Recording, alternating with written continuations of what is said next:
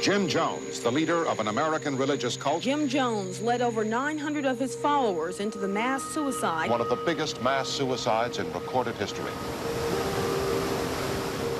I always understood what happened. At some point, it did, on some level, become collective madness. To whomever finds this note, collect all the tapes, all the writing, all the history. The story of this movement must be examined over and over. Jim Jones and this movement were born too soon. The world was not ready to let us live. He used to say, when I go, I'll be the most hated man on the planet. You know, my name will be on everybody's lips. Guess what? It was. He is the mass murderer. And you asked me before what I felt about Jim Jones. I think he's a monster. Jim Jones became a maniac. There's no doubt about it. You said he's crazy. Do you think he was always crazy? No, I don't. I don't think he was always like that. All I could remember, especially about my father, was the negative. You know, just the real horror of Jonestown and what it meant to live there and in the temple.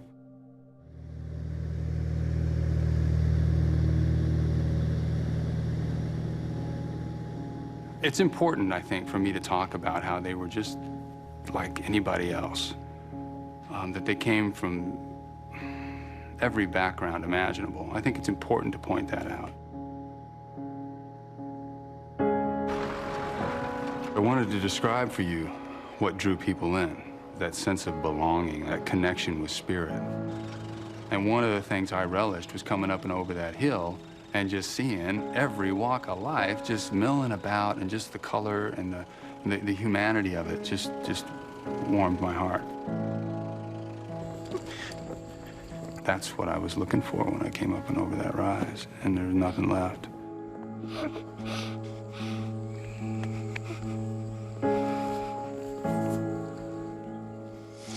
It's also important to talk about the sickness of the people. However it happened, there's a sickness. You know, Jim Jones by himself can't kill 913 people. I believe that madness can happen to anyone, you know, under the right circumstances. And if I don't spend some time trying to explore that, there's no value to their deaths. They will have died in vain.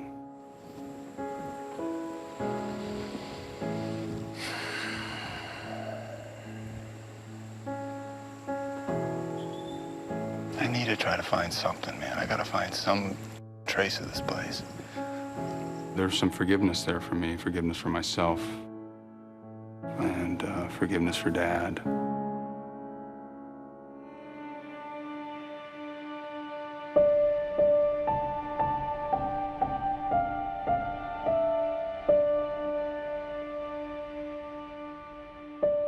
There's a little town in Indiana.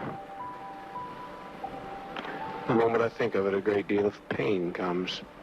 As a child, I was undoubtedly one of the poor in the community. Never accepted. Born, as it were, on the wrong side of the tracks. Jim Jones was born in a tiny town in Indiana. His mother was the breadwinner, and she worked in a factory. So they were kind of on the fringes of society. His mother was a very forceful person. She did become sort of a union activist in her place of work, and I think some of that translated to Jim. Probably feeling as an outcast, and I'd early developed a sensitivity for the problems of blacks because I was never accepted, or didn't feel accepted. I joined a Pentecostal church because they were the most despised. They were the rejects of the community. I found immediate acceptance, as much love as I could interpret love.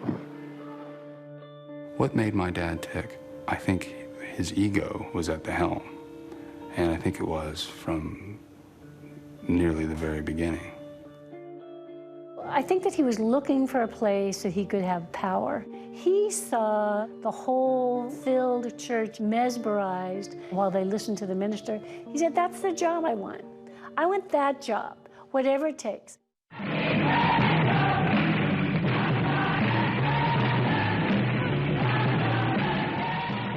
There's a presence about him. He was dark, a handsome man.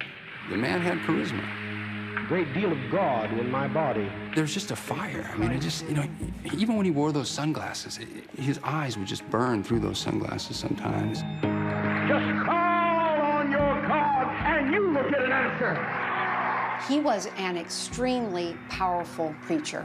He is outspoken about race and class. And he took in a lot of people who were disenfranchised, and they loved him, and he mesmerized them. He could rail. I mean, he could just light up. I mean, his whole body punctuated what he was saying. And his message was social justice. If you believe in me, I will cause the kingdoms of this racist society to become the kingdoms of socialistic freedom. I will cause your desert to blossom as a rose.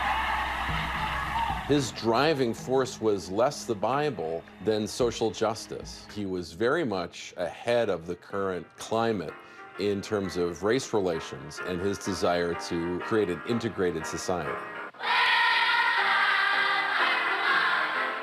Watching the children's choir, which was also perfectly, beautifully integrated, singing songs. I remember there was just so much color. You saw every color of the rainbows. They seated people black, white, black, white. In the 50s, the early 60s, oh geez, that was a lot of racial tensions and problems. And to go into People's Temple, it wasn't there.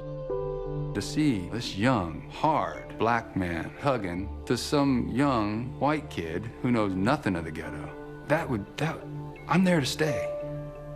You know, I want that. It was striking that Jim Jones insisted that his congregation be integrated, and he was attacked for it. We were a long ways away from the Civil Rights Act, and so he was quite unusual for that era. Really, it's beautiful to see that all these divisions have been broken down. Just a warm fellowship and acceptance of all people. When I first went to the church as a kid and saw these different colored people, I saw a soup kitchen, I saw people come in there, they were hungry. You know, just to look around, wow, they're feeding people. So I saw it as being real. At the time, at the height of its power,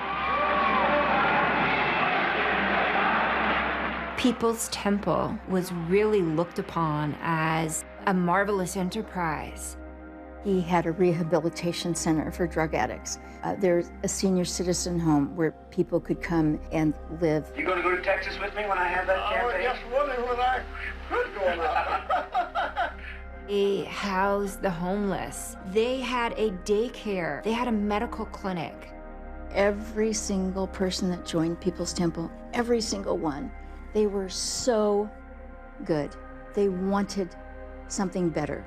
True concern that has been shown to me and belief that someone cares for me. Well, this means so much to any individual to know that someone has a personal concern for them.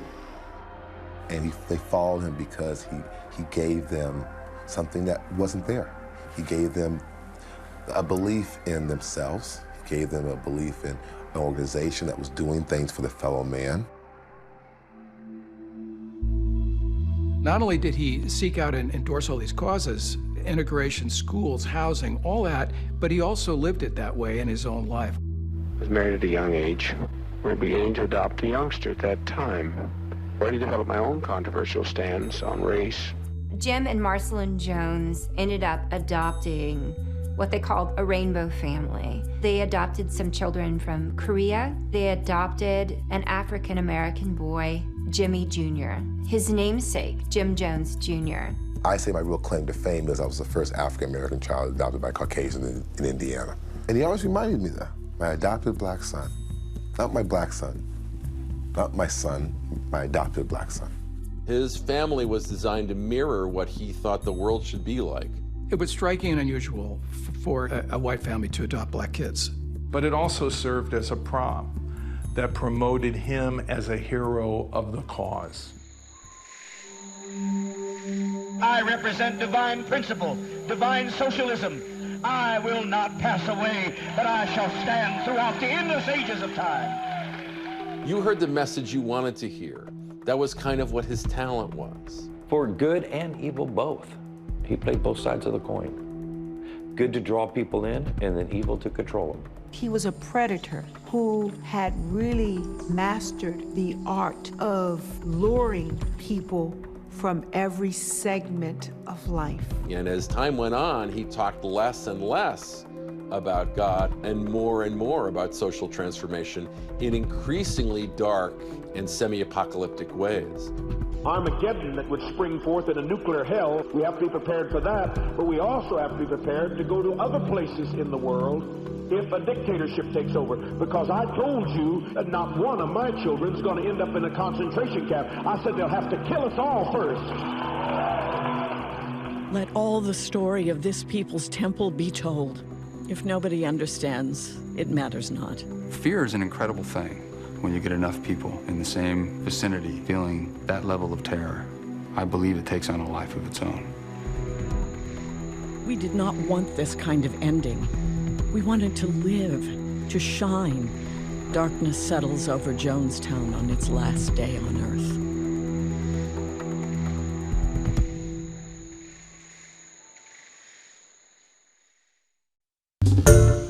Hi everyone, George Stephanopoulos here. Thanks for checking out the ABC News YouTube channel. If you'd like to get more videos, show highlights, and watch live event coverage, click on the right over here to subscribe to our channel, and don't forget to download the ABC News app for breaking news alerts. Thanks for watching.